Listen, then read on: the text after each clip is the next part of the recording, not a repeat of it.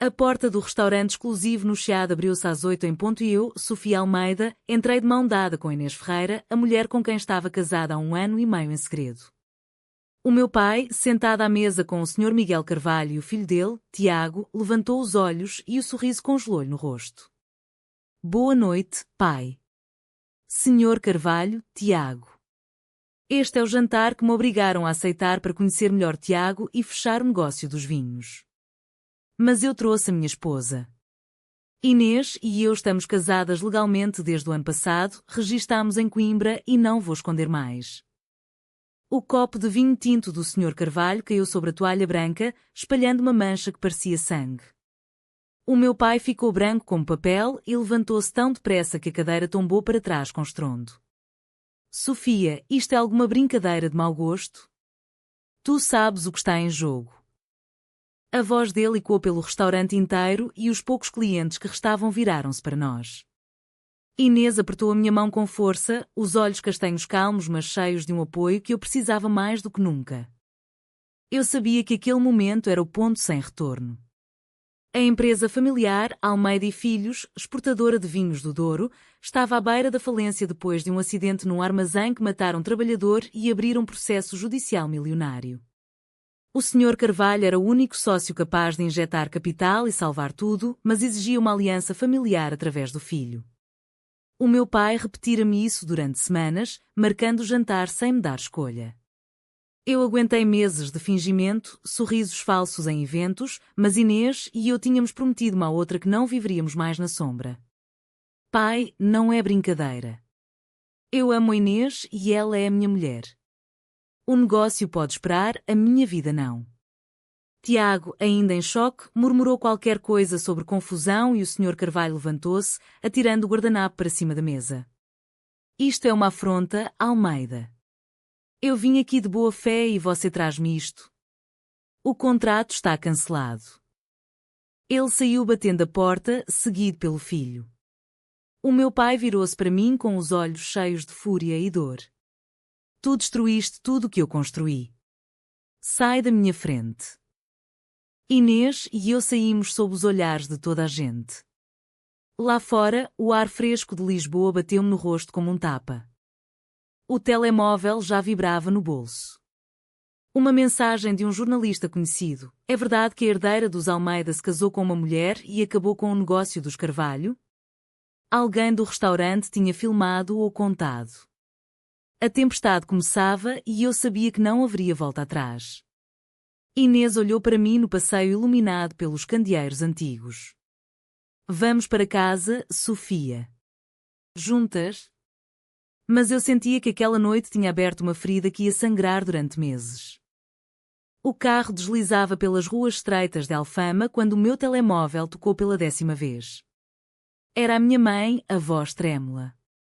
Sofia, o teu pai teve de tomar um calmante. Como pudeste fazer isto à família? Os Carvalho já cancelaram tudo por e-mail. A empresa vai à falência e tu trazes uma mulher para o jantar?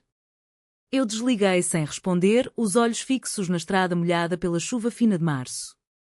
Inês, no banco do passageiro, olhava pela janela, o perfil iluminado pelos faróis dos carros que passavam.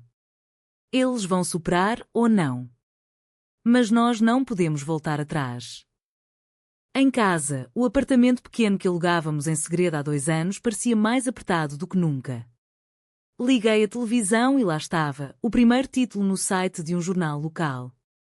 Herdeira dos Almeida revela casamento lésbico e faz explodir negócio milionário com Carvalho. A imagem era um vídeo tremido do restaurante, o meu rosto nítido enquanto anunciava o casamento. Em menos de 1 hora, as redes sociais explodiram. Hashtags como escândalo Almeida e casamento lésbico Lisboa subiam nos trending topics. O telemóvel não parava. Mensagens de primos, tios, antigos colegas da faculdade. Alguns de apoio, a maioria de choque ou condenação. Como pudeste envergonhar o nome da família, escrevia a minha tia de Braga. Inês preparou chá de camomila, as mãos trêmulas. Sofia, talvez devêssemos dizer que foi um mal-entendido. Só para acalmar as águas. Eu olhei para ela, magoada. E voltar a esconder-nos? Não, Inês. Eu escolhi-te a ti. Mas no fundo, o medo apertava-me o peito. A empresa tinha mais de 50 funcionários. O acidente no armazém já nos custara uma indemnização pesada. Sem o capital dos Carvalho, as dívidas iam sufocar-nos. De manhã, cheguei ao escritório na Avenida da Liberdade e o ambiente era de funeral. A secretária evitou o meu olhar. O diretor financeiro esperava-me na sala de reuniões. Sofia, o conselho reuniu-se de emergência. Pedem a tua suspensão temporária até o escândalo acalmar. Os clientes do Reino Unido já cancelaram encomendas de 10.000 garrafas. Eu assinei os papéis com as mãos dormentes. Ao sair, um fotógrafo esperava-me na rua. Sofia, é verdade que o casamento foi para provocar o pai? Corri para o carro, o coração aos saltos. Inês ligou-me do estúdio onde trabalhava como designer gráfica. Estão aqui jornalistas à porta. O que fazemos? Eu respondi sem hesitar. Vem para casa. Vamos enfrentar isto juntas. Mas quando cheguei, vi o carro do meu pai estacionado em frente ao prédio. Ele saiu, o rosto marcado por olheiras. Tu escolheste. Agora aguenta as consequências. A empresa está a perder 2 milhões por semana.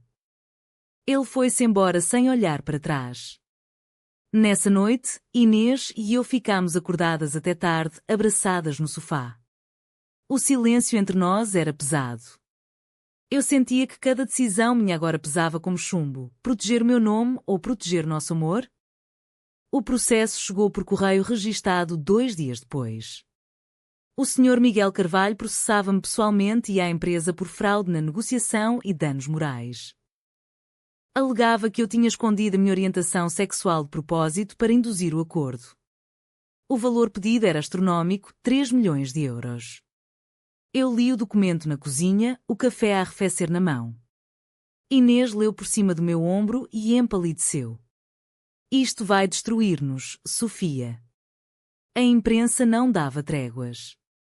Os jornais sérios publicavam editoriais sobre tradição familiar versus direitos LGBTQ+, em Portugal, enquanto os tabloides especulavam sobre o segredo lésbico que quase salvou os vinhos Almeida. Os funcionários da empresa começaram a receber chamadas anónimas. 2 deles pediram demissão. Eu fui chamada a uma reunião virtual com o conselho. O presidente, um velho amigo do meu pai, foi direto. Sofia, se não emitires um comunicado a dizer que foi um mal-entendido, perdemos o contrato com a Suécia. Eles são conservadores. Eu fechei os olhos. A tentação era enorme.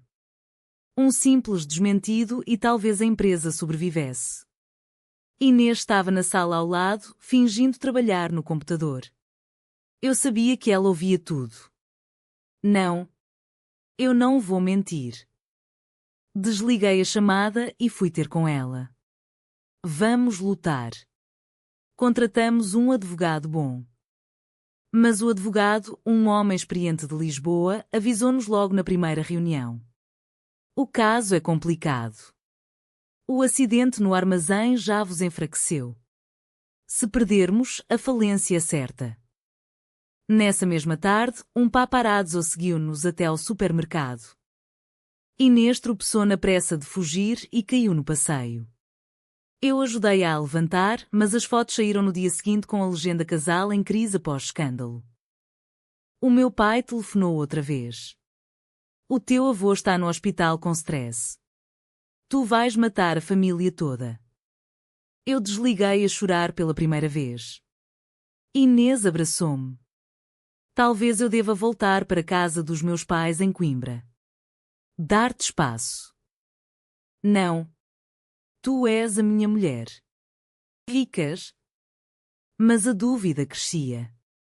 À noite, sozinha na varanda, olhei para as luzes de Lisboa e perguntei-me se o meu orgulho valia o preço de ver tudo ruir. O telemóvel tocou, era o advogado. O juiz marcou a primeira audiência para daqui a 3 semanas. Prepara-te, Sofia. Vai ser guerra. A perseguição começou na Rua Augusta. 2 carros de jornalistas seguiam-nos desde o escritório do advogado. Inês ia ao volante, eu ao lado, tentando ignorar os flashes. Acelera um pouco, pedi. Ela virou na direção do Tejo, mas o carro de trás aproximou-se demasiado. De repente, uma travagem brusca. O impacto foi leve, mas suficiente para o nosso carro rodar e bater no passeio. O airbag abriu-se com um estrondo. Quando saí, tremendo, vi o sangue na testa de Inês. A ambulância chegou em minutos. No hospital de Santa Maria, o médico disse que era só um corte superficial, mas o choque emocional era maior. Sentada na cama, Inês olhou para mim com lágrimas. Sofia, eu amo-te. Mas isto está a matar-nos. Talvez se disséssemos que foi um erro de juventude, eu segurei-lhe a mão. Não. Eu quase perco hoje por causa disto. Não vou desistir agora. O meu pai apareceu no hospital, avisado por alguém. Vês o que fizeste? A tua mulher quase morre por tua causa. Ele saiu antes que eu pudesse responder. Os jornais publicaram a foto do acidente com a manchete "Escândalo Almeida termina em tragédia na estrada". As redes sociais dividiam-se, uns apoiavam-nos, outros chamavam-nos de irresponsáveis. A empresa anunciou suspensão total das atividades por tempo indeterminado. 50 famílias ficaram sem salário. Eu recebi e-mails de funcionários a pedir explicações. Nessa noite, em casa, Inês e eu tivemos a primeira discussão séria. Tu escolheste-me a mim, mas escolheste também destruir tudo o que amavas, disse ela. Eu respondi magoada. E tu? Queres que eu volte a mentir? Ficámos em silêncio horas. No dia seguinte, o conselho da empresa enviou uma carta formal. Pediam a minha demissão voluntária em troca de um acordo de indemnização pequeno. Eu rasguei o papel não. Vou lutar no tribunal. Mas dentro de mim, o peso era insuportável. Proteger a Inês ou proteger o legado do meu pai? Cada escolha parecia condenar alguém que eu amava. A audiência preliminar foi num tribunal frio no centro de Lisboa. O advogado dos Carvalho apresentou provas, e-mails antigos onde eu falava de aliança familiar sem mencionar o casamento. O juiz ouviu-me com cara de pedra. Menina Almeida, a sua decisão de revelar o casamento no jantar foi um ato de coragem ou de imprudência? Eu respondi olhando diretamente para ele. Foi honestidade. Não posso viver mais a mentir. O meu pai estava na sala, sentado na última fila, o rosto impassível. Inês segurava-me a mão por baixo da mesa. Depois da sessão, os jornalistas cercaram-nos na escadaria. Sofia, vai desistir do processo para salvar a empresa? Eu parei e, pela primeira vez, falei para as câmaras. Não. Eu vou defender o meu casamento e a minha verdade. A empresa que se adapta ao século XXI. A frase saiu em todos os noticiários da noite.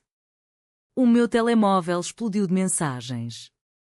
Alguns clientes antigos voltaram atrás, dizendo que admiravam a coragem. Mas os mais conservadores cancelaram de vez. Nessa noite, o meu pai veio a casa pela primeira vez em meses. Sentou-se na sala, olhou para Inês e depois para mim. Tu ganhaste a batalha, mas perdeste a guerra. A empresa vai fechar portas na próxima semana. Ele saiu sem abraço. Inês e eu ficamos sozinhas. Talvez eu deva voltar para o estúdio em Coimbra e tu ficas aqui a resolver as coisas, sugeriu ela baixinho. Eu segurei-lhe o rosto. Não. Ou vencemos juntas ou perdemos juntas. Decidi então marcar uma conferência de imprensa para o dia seguinte. Convidei todos os jornalistas. Quando subi ao palco, com Inês ao meu lado, as câmaras dispararam. Eu sou Sofia Almeida. Sou lésbica, casada com Inês Ferreira e orgulhosa disso. Não vou pedir desculpa por amar. A empresa pode fechar, mas a minha integridade não. As perguntas choveram. Eu respondi a todas. Quando saímos, Inês beijou-me na rua, à frente de todos. Foi o primeiro beijo público da nossa vida. Os meses seguintes foram um turbilhão. A empresa fechou as portas principais, mas eu e 3 ex-funcionários criámos uma pequena startup de vinhos orgânicos com o pouco que sobrou. Inês voltou ao trabalho no estúdio e as encomendas aumentaram depois da visibilidade. O processo dos Carvalho foi resolvido em acordo extrajudicial, pagámos uma quantia simbólica e eles retiraram as acusações mais graves. O meu pai não falou comigo durante 3 meses, mas um dia apareceu em casa com uma garrafa de vinho antigo. Não concordo com as tuas escolhas, mas respeito a tua coragem. Foi mais perto que ele chegou de um pedido de desculpas. Inês e eu mudámos para um apartamento maior em Belém, com vista para o Tejo. As noites eram mais calmas agora, sem paparazzi à porta. Mas o preço ficou marcado, perdemos amigos, parte da família, o legado de décadas. No entanto, ganhamos algo maior. Uma noite, sentadas no sofá, Inês perguntou: valeu a pena, Sofia? Eu olhei para ela e sorri. Valeu cada segundo. A vida continuou. A startup crescia devagar. A sociedade portuguesa, aos poucos, aceitava. Mas a pergunta que ficou no ar para sempre foi: a verdade sobre o amor sempre deve ser revelada, mesmo ao custo da carreira e da família? Verdadeiro ou falso?